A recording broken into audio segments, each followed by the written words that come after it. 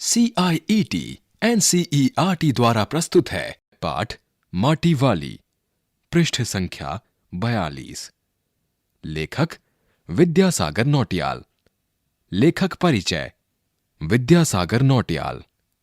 जन्म सन 1933।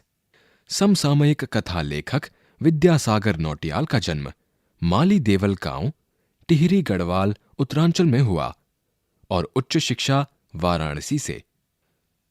पहाड़ी जीवन, विशेषकर टिहरी गढ़वाल के जीवन यथार्थ के कुशल चितेरे नौटियाल जी की कथा भाषा में मिट्टी की सौंधी गंध रची बसी है।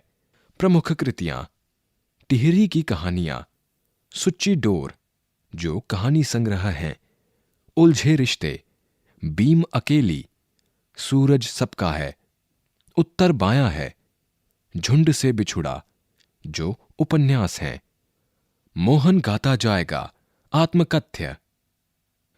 आइए सुनते हैं पाठ 4, माटी वाली, विद्यासागर नौटियाल, पृष्ठ संख्या 42 से 48 तक। शहर के सेमल का तप्पड़ मोहल्ले की ओर बने आखिरी घर की खोली में पहुंचकर उसने दोनों हाथों की मदद से अपने सिर पर धरा बोझा नीचे उतारा। मिट्टी से भरा एक कंटर, माटी वाली। टिहरी शहर में शायद ऐसा कोई घर नहीं होगा जिसे वह न जानती हो या जहां उसे न जानते हों। घर के कुल निवासी, बरसों से वहां रहते आ रहे किराएदार, उनके बच्चे तलक, घर घर में लाल मिट्टी देते रहने के उस काम को करने वाली वह अकेली है। उसका कोई प्रतिद्वंदी नहीं। उसके बगैर तो लगता है टिहरी शहर के कई एक घरों में चूल्हों का जलना तक मुश्किल हो जाएगा। वह न रहे तो लोगों के सामने रसोई और भोजन कर लेने के बाद अपने चूल्हे चौके की लिपाई करने की समस्या पैदा हो जाएगी। भोजन जुटाने और खाने की तरह रोज की एक समस्या। घर में साफ लाल मिट्टी तो हर हालत में मौजूद रहनी चाहिए। चूल्हे चौकों को लीपने के अलावा साल दो साल में मकान के कमरों, दीवारों की गोबरी लिपाई करने के लिए भी लाल माटी की जरूरत पड़ती रहती है। पृष्ठ संख्या 42। कठिन शब्द। कंटर अर्थात कनस्तर। शहर के अंदर कहीं माटा खान है नहीं।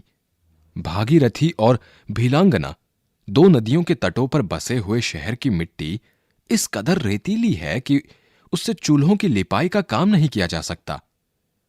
आने वाले नए नए किराएदार भी एक बार अपने घर के आंगन में उसे देख लेते हैं तो अपने आप माटी वाली के ग्राहक बन जाते हैं। घर घर जाकर माटी बेचने वाली नाटे कद की एक हरिजन बुढ़िया, माटी वाली। शहरवासी सिर्फ माटी वाली को नहीं, उसके कंटर को भी अच्छी तरह पहचानते हैं। रद्दी कपड़े को मोड़कर बनाए गए एक गोल डिल्ले के ऊपर लाल चिकनी मिट्टी से छुलबुल भरा कनस्तर टिका रहता है।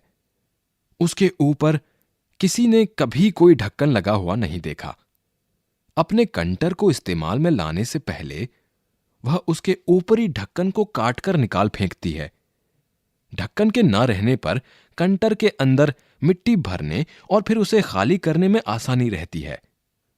उसके कंटर को जमीन पर रखते रखते सामने के घर से 9-10 साल की एक छोटी लड़की कामिनी दौड़ती हुई वहां पहुंची और उसके सामने खड़ी हो गई। मेरी मां ने कहा है जरा हमारे यहां भी आ जाना।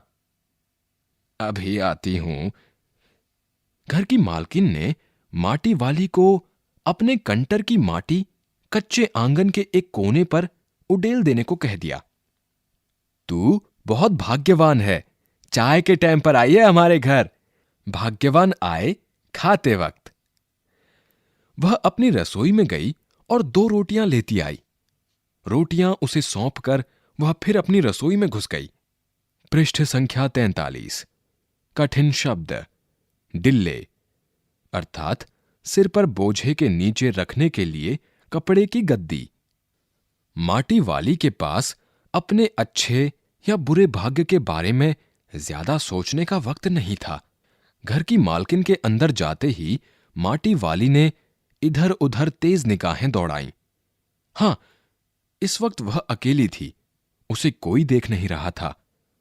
उसने फौरन अपने सिर पर धरे डिल्ले के कपड़े के मोड़ों को हड़बड़ी में एक झटके में खोला और उसे सीधा कर दिया। फिर इकहरा खुल जाने के बाद वह एक पुरानी चादर के एक फटे हुए कपड़े के रूप में प्रकट हुआ। मालकिन के बाहर आंगन में निकलने से पहले उसने चुपके से अपने हाथ में थामी 2 रोटियों में से एक रोटी को मोड़ा और उसे कपड़े पर लपेटकर गांठ बांध दी। साथ ही अपना मुंह यूं ही चलाकर खाने का दिखावा करने लगी। घर की मालकिन पीतल के एक गिलास में चाय लेकर लौटी। उसने वह गिलास बुढ़िया के पास जमीन पर रख दिया। ले, सद्दा बासी साग, कुछ है नहीं अभी, इसी चाय के साथ निकल जा। माटी वाली ने खुले कपड़े के एक छोर से पूरी गोलाई में पकड़कर पीतल का वह गरम गिलास हाथ में उठा लिया। अपने होठों से गिलास के किनारे को छुआने से पहले शुरू में उसने उसके अंदर रखी गरम चाय को ठंडा करने के लिए सू सू करके उस पर लंबी लंबी फूंकें मारी। तब रोटी के टुकड़ों को चबाते हुए धीरे धीरे चाय सुड़कने लगी। चाय तो बहुत अच्छा साग हो जाती है ठकुराइन जी। भूख तो अपने में एक साग होती है बुढ़िया, भूख मीठी कि भोजन मीठा। तुमने अभी तक पीतल के गिलास संभाल कर रखे हैं, पूरे बाजार में और किसी घर में अब नहीं मिल सकते ये गिलास। इनके खरीदार कई बार हमारे घर के चक्कर काट कर लौट गए। पुरखों की गाढ़ी कमाई से हासिल की गई चीजों को हराम के भाव बेचने को मेरा दिल गवाही नहीं देता। हमें क्या मालूम कैसी तंगी के दिनों में अपनी जीभ पर कोई स्वादिष्ट चटपटी चीज रखने के बजाय मन महसूस कर 2-2 पैसे जमा करते रहने के बाद खरीदी होंगी उन्होंने ये तमाम चीजें, जिनकी हमारे लोगों की नजरों में अब कोई कीमत नहीं रह गई है। बाजार में जाकर पीतल का भाव पूछो जरा, दाम सुनकर दिमाग चकराने लगता है। और ये व्यापारी हमारे घरों से हराम के भाव इकट्ठा कर ले जाते हैं तमाम बर्तन भांडे। कांसे के बर्तन भी गायब हो गए हैं सब घरों से। इतनी लंबी बात नहीं सोचते बाकी लोग। अब जिस घर में जाओ वहां या तो स्टील के भांडे दिखाई देते हैं या फिर कांच और चीनी मिट्टी के।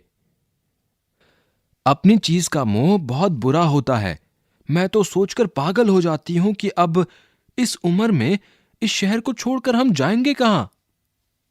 ठकुराइन जी जो जमीन जायदादों के मालिक हैं वे तो कहीं ना कहीं ठिकाने पर जाएंगे ही, पर मैं सोचती हूं मेरा क्या होगा। मेरी तरफ देखने वाला तो कोई भी नहीं। चाय खत्म कर माटी वाली ने एक हाथ में अपना कपड़ा उठाया, दूसरे में खाली कंटर, और खोली से बाहर निकलकर सामने के घर में चली गई। उस घर में भी कल हर हालत में मिट्टी ले आने के आदेश के साथ उसे 2 रोटियां मिल गईं। उन्हें भी उसने अपने कपड़े के एक दूसरे छोर में बांध लिया। लोग जाने तो जाने कि वह ये रोटियां अपने बुढ़े के लिए ले जा रही है। उसके घर पहुंचते ही अशक्त बुढ़ा कातर नजरों से उसकी ओर देखने लगता है। वह घर में रसोई बनने का इंतजार करने लगता है। आज वह घर पहुंचते ही 3 रोटियां अपने बुढ़े के हवाले कर देगी। रोटियों को देखते ही चेहरा खिल उठेगा बुढ़े का। साथ में ऐसा भी बोल देगी, साग तो कुछ है नहीं अभी। और तब उसे जवाब सुनाई देगा, भूख मीठी कि भोजन मीठा। उसका गांव शहर के इतना पास भी नहीं है। कितना ही तेज चलो फिर भी घर पहुंचने में 1 घंटा तो लग ही जाता है। रोज सुबह निकल जाती है वह अपने घर से। पूरा दिन माटा खान में मिट्टी खोदने, फिर विभिन्न स्थानों में फैले घरों तक उसे ढूंढने में बीत जाता है। घर पहुंचने से पहले रात घिरने लगती है। उसके पास अपना कोई खेत नहीं, जमीन का एक भी टुकड़ा नहीं। झोपड़ी जिसमें वह गुजारा करती है गांव के एक ठाकुर की जमीन पर खड़ी है। उसकी जमीन पर रहने की एवज में उस भले आदमी के घर पर भी माटी वाली को कई तरह के कामों की बेगार करनी होती है। नहीं, आज वह एक गठरी में बदल गए अपने बुढ़े को कोरी रोटियां नहीं देगी। माटी बेचने से हुई आमदनी से उसने एक पाव प्याज खरीद लिया। प्याज को कूटकर वह उन्हें जल्दी जल्दी तल लेगी। बुढ़े को पहले रोटियां दिखाएगी ही नहीं, सब्जी तैयार होते ही परोस देगी उसके सामने 2 रोटियां। अब वह 2 रोटियां भी नहीं खा सकता, एक ही रोटी खा पाएगा या हद से हद 1.5। अब उसे ज्यादा नहीं पचता। बाकी बची 1.5 रोटियों से माटी वाली अपना काम चला लेगी। एक रोटी तो उसके पेट में पहले ही जमा हो चुकी है। मन में यह सब सोचती, हिसाब लगाती हुई वह अपने घर पहुंच गई। उसके बुढ़े को अब रोटी की कोई जरूरत नहीं रह गई थी। माटी वाली के पांवों की आहट सुनकर हमेशा की तरह आज वह चौंका नहीं। उसने अपनी नजरें उसकी ओर नहीं घुमाई। घबराई हुई माटी वाली ने उसे छू कर देखा। वह अपनी माटी को छोड़कर जा चुका था। टिहरी बांध पुनर्वास के साहब ने उससे पूछा कि वह रहती कहां है। तुम तहसील से अपने घर का प्रमाण पत्र ले आना। मेरी जिंदगी तो इस शहर के तमाम घरों में माटी देते गुजर गई साहब। माटी कहां से लाती हो? माटा खान से लाती हूं माटी। वह माटा खान चढ़ी है तेरे नाम? अगर है तो हम तेरा नाम लिख देते हैं। माटा खान तो मेरी रोजी है साहब। बुढ़िया, हमें जमीन का कागज चाहिए, रोजी का नहीं। बांध बनने के बाद मैं क्या खाऊंगी साहब? इस बात का फैसला तो हम नहीं कर सकते, वह बात तो तुझे खुद ही तय करनी पड़ेगी। टिहरी बांध की 2 सुरंगों को बंद कर दिया गया है। शहर में पानी भरने लगा है। शहर में आपाधापी मची है। शहरवासी अपने घरों को छोड़कर वहां से भागने लगे हैं। पानी भर जाने से सबसे पहले कुल शमशान घाट डूब गए हैं। माटी वाली अपनी झोपड़ी के बाहर बैठी है। गांव के हर आने जाने वाले से एक ही बात कहती जा रही है, गरीब आदमी का शमशान नहीं उजड़ना चाहिए। प्रश्न अभ्यास। प्रश्न 1। शहरवासी सिर्फ माटी वाली को नहीं, उसके कंटर को भी अच्छी तरह पहचानते हैं। आपकी समझ से वे कौन से कारण रहे होंगे जिनके रहते माटी वाली को सब पहचानते थे? प्रश्न 2। माटी वाली के पास अपने अच्छे या बुरे भाग्य के बारे में ज्यादा सोचने का समय क्यों नहीं था? प्रश्न 3। भूख मीठी कि भोजन मीठा से क्या अभिप्राय है? प्रश्न 4। पुरखों की गाढ़ी कमाई से हासिल की गई चीजों को हराम के भाव बेचने को मेरा दिल गवाही नहीं देता। मालकिन के इस कथन के आलोक में विरासत के बारे में अपने विचार व्यक्त कीजिए। प्रश्न 5।